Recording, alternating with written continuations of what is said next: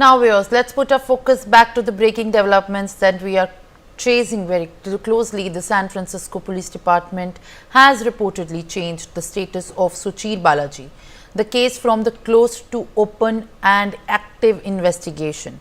The new development comes as a 26-year-old former OpenAI researcher's mother, Poornima Rao, reiterated that her son could not commit suicide and that it was a cold-blooded murder. She said her son's apartment was ransacked and there were signs of struggle in the bathroom that suggested that he had been hit. Let's in fact now listen into what his mother had to say. The reason he joined OpenAI was his belief that AI will help the humanity. And he was very impressed with OpenAI initially because they were non-profit.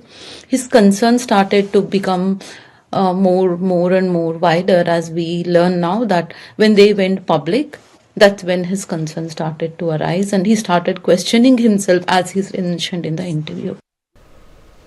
My colleague Belly is joining me live on the broadcast. Belly, now the mother of the 26-year-old OpenAI researcher who had been in fact found dead in his apartment was in fact at this point of time stating the allegations, citing that it was not a suicide case, that he could not be murdered. What is the authority now maintaining on these allegations that are coming in the light of the case that has now been reopened and the investigation has now resumed? Simran, the San Francisco Police Department has changed the status of this particular suicide investigation, which they had closed earlier, and now the status of the case is open and active investigation is what it reads. And this is after Poornima Rao, the mother of the victim, reiterating the fact that her son was not a victim of suicide, but there was an assault. There was a struggle signs that was found in the bathroom of her son's apartment, and all these developments were found by a private investigation after the police concluded that it was a suicide, and the private investigators report did not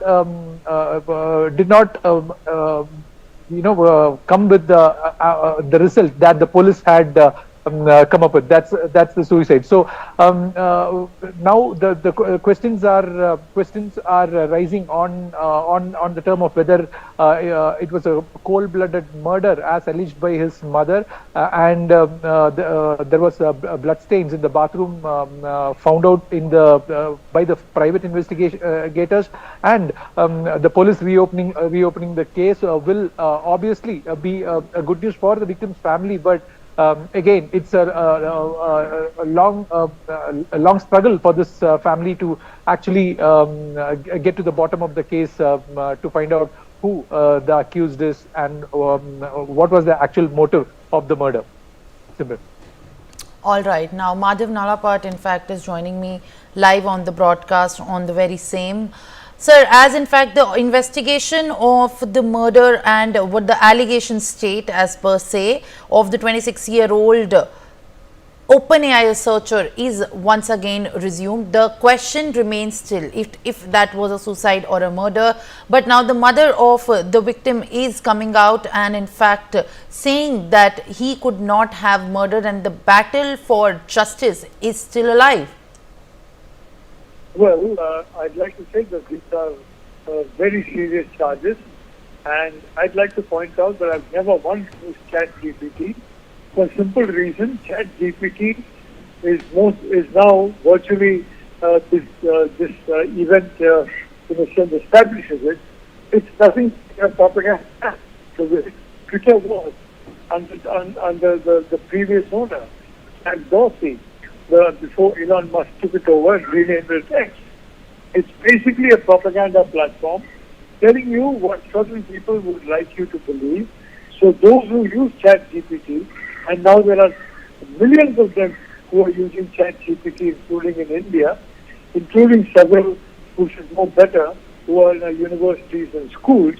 This is nothing but a propaganda platform that feeds a view of the world which may not be correct at all, but which is a world that those who control ChatGPT and those who in turn are influenced or controlled by them would like you to know. So I think this is a very disturbing case. I'm very glad that Elon Musk has spoken out. You'll recall that in the matter of grooming gangs also, Elon Musk spoke out. In this matter also, Elon Musk has retweeted this, and frankly, he's done a public service. The simple reason is that platforms that claim to be independent. Now, for example, Wikipedia. There are numerous individuals, all kinds of vague and absurd things have appeared about them in Wikipedia. All kinds of correct factual data, absolutely factual data, have been erased in Wikipedia. And they say argument is what can you do? We have independent editors. But then, things that are easily checked, factually can be checked, are erased, and absolute untruths are put in a Wikipedia page. Wikipedia, like ChatGPT, is something that a lot of people rely on for information. The fact is, it's a fountain of misinformation and disinformation. So I'd like to say that this highlights the risk of the online space becoming manipulated by some elements. Now, I've been pointing out for several years now that the Sino-Wahhabi Alliance has been using these online spaces, including platforms that are registered in the United States, Europe, Germany, Germany and various other countries.